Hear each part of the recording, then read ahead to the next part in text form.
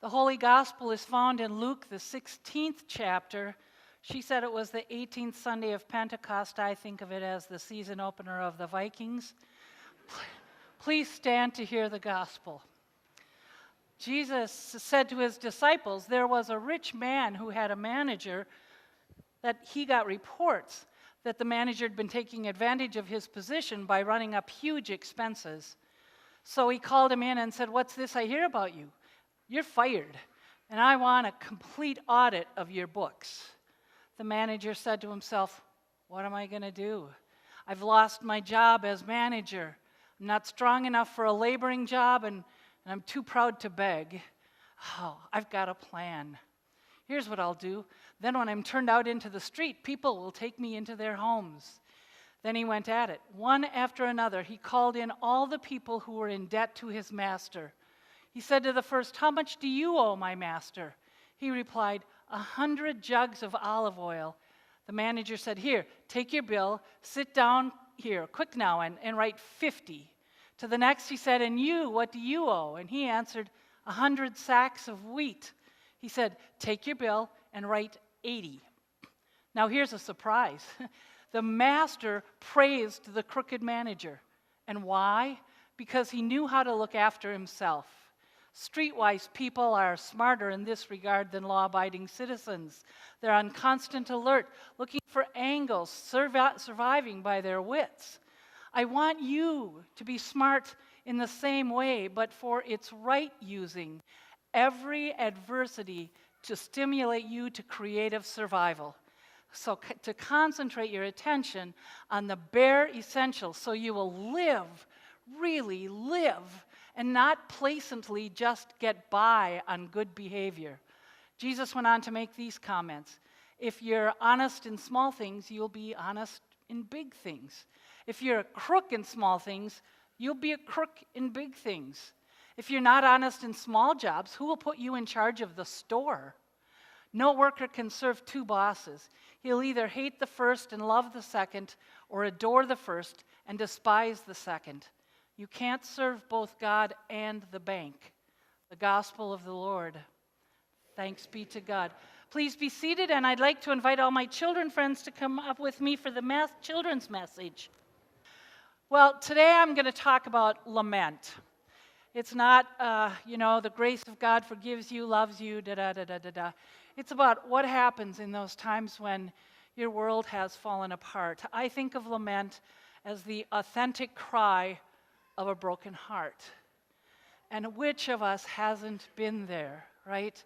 We have all lost somebody, or had an illness strike us suddenly, or have a relationship break, and we are lost in our sorrow.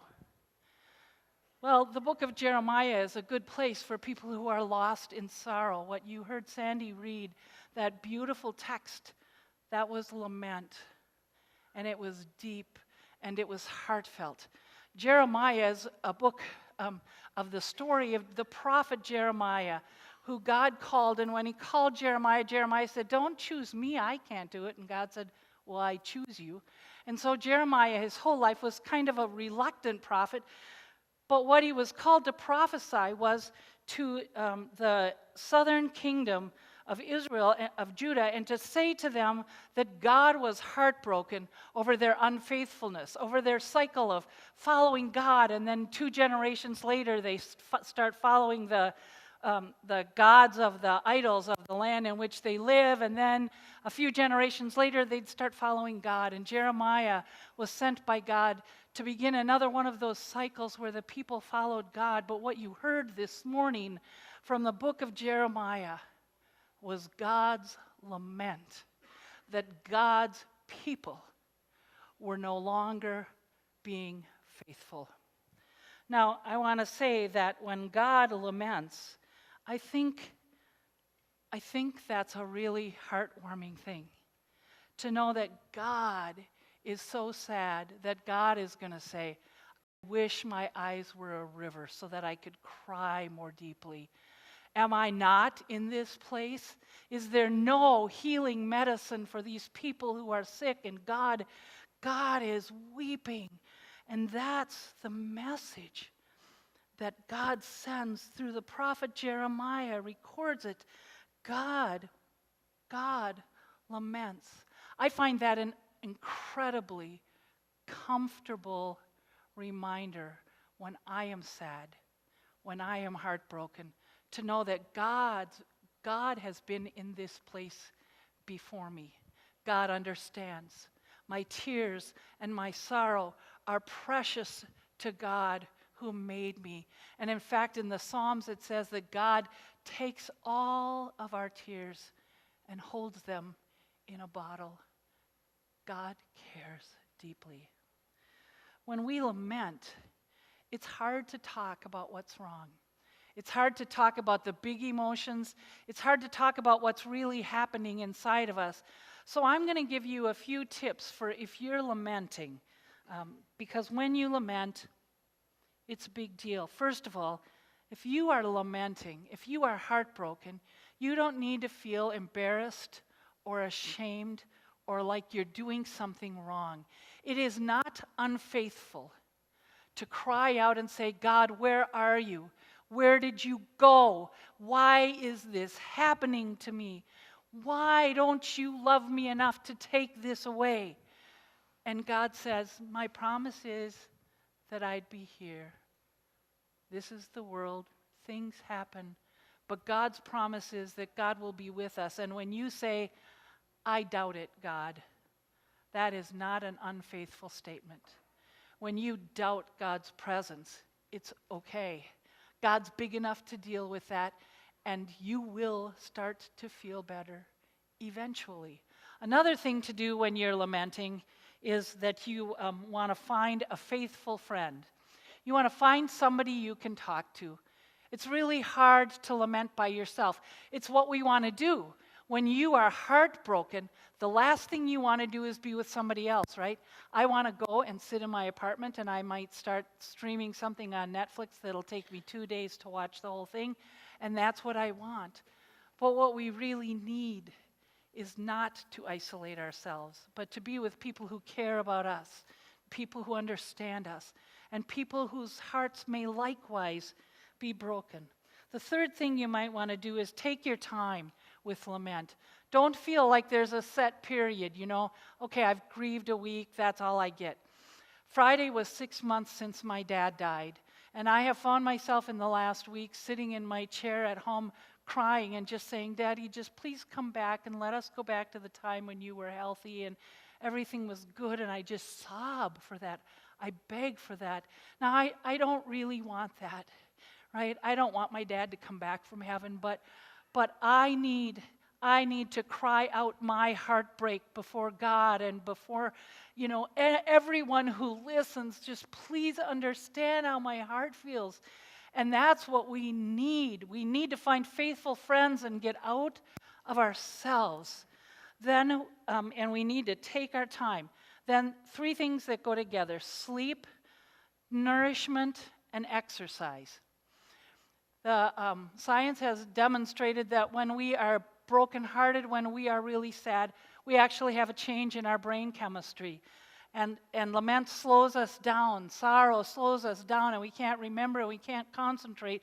So we need to do those things. We need to nourish ourselves, eat healthy food, and we need to sleep. We know that sleep sometimes becomes disrupted, but sleep is the most important gift you can give yourself when you are brokenhearted. And the third thing was, does anybody remember? Exercise. Yeah, see, I forgot that one, of course. I wanted to forget that one. Exercise. It's really important to get out and move around a little bit every day, even when you don't feel like it. It's just critical to our mental health and to the wellness of our brains. And then you want to do some prayer or some mindfulness. I find mindfulness really helpful. I'll show you how silly it feels when you first start doing it. Close your eyes. Take a deep breath in and hold it, and now let it out. And take another deep breath in and hold it, and now let it out. Okay, now you know how to do mindfulness meditation. That's what it is. And things will come in your brain, and you can just kind of go, oh, yeah, I noticed that. But you will notice your body, and you will notice where you have aches and pains, and you will notice the parts of you that feel the most broken. And it's very helpful. If you don't like to do that, prayer does the same thing, and you can pray. And finally, find companionship with the writers of the Psalms and the Book of Lamentations. Both of those writers have given us just tons of literature that has to do with lament, and we can read them and we can lament along with people who have mourned throughout many generations in the past.